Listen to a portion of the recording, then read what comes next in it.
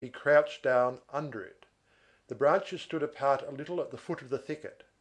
"Come," exclaimed Gavroche mentally, "here's a nook." And he curled up in it.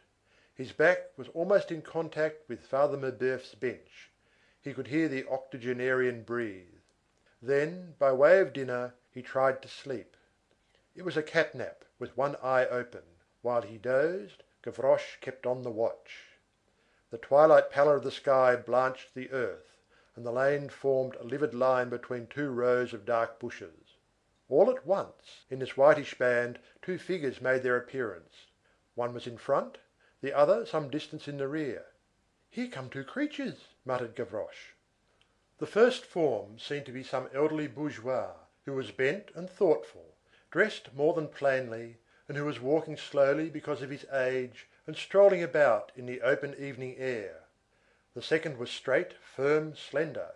It regulated its pace by that of the first, but in the voluntary slowness of its gait, suppleness and agility were discernible. This figure had also something fierce and disquieting about it. The whole shape was that of what was then called an elegant. The hat was of good shape, the coat black, well cut, probably of fine cloth and well fitted in at the waist. The head was held erect with a sort of robust grace, and beneath the hat the pale profile of a young man could be made out in the dim light. The profile had a rose in its mouth. This second form was well known to Gavroche. It was Montparnasse. He could have told nothing about the other, except that he was a respectable old man. Gavroche immediately began to take observations.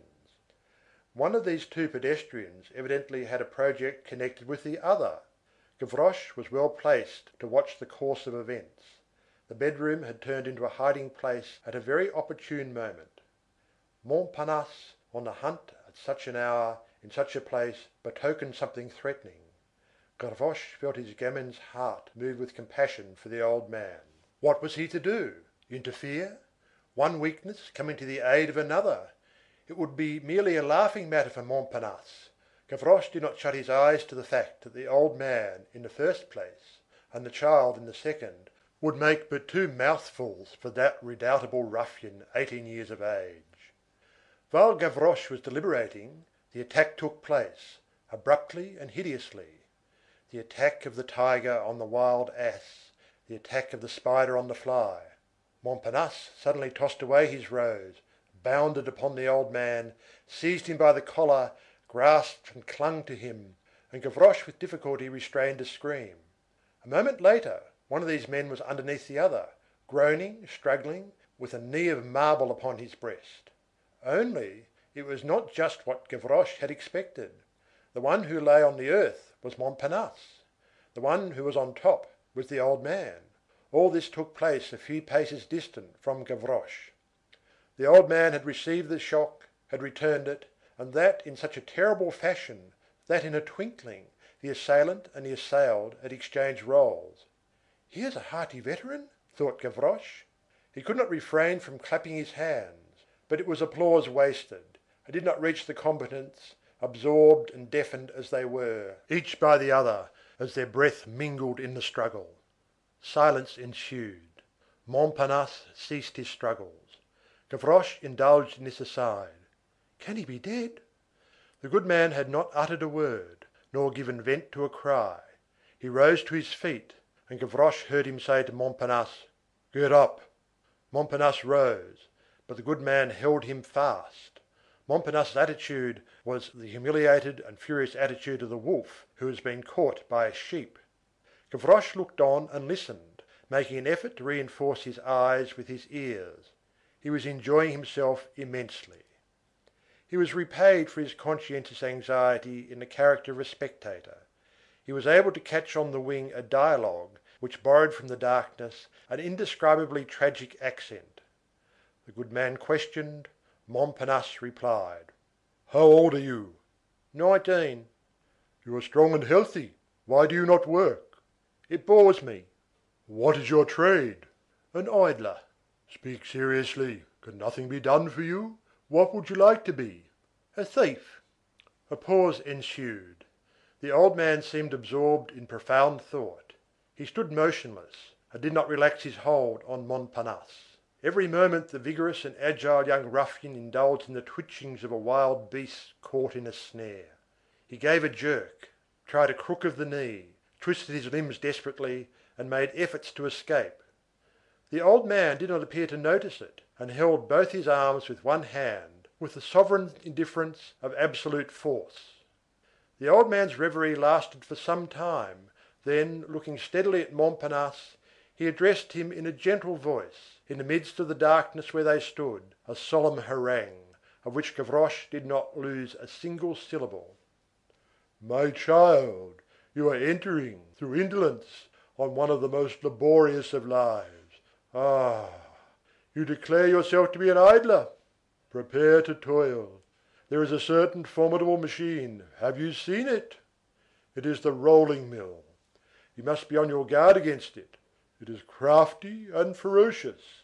If it catches hold of the skirt of your coat, you'll be drawn in bodily. That machine is laziness. Stop while there is yet time, and save yourself. Otherwise it is all over with you. In a short time you will be among the gearing. Once entangled, hope for nothing more. Toil, lazy bones. There is no more repose for you. The iron hand of implacable toil has seized you. You do not wish to earn your living, to have a task, to fulfill a duty. It bores you to be like other men? Well, you will be different. Labor is the law. He who rejects it will find ennui his torment. You do not wish to be a working man? You will be a slave. Toil lets go of you on one side only to grasp you again on the other. You do not desire to be its friend? You shall be its negro slave. Ah! You would have none of the honest weariness of men. You shall have the sweat of the damned. Where others sing, you will rattle in your throat. You will see afar off, from below, other men at work. It will seem to you that they are resting.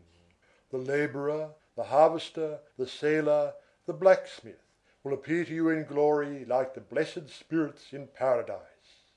What radiance surrounds the forge! To guide the plough, to bind the sheaves is joy.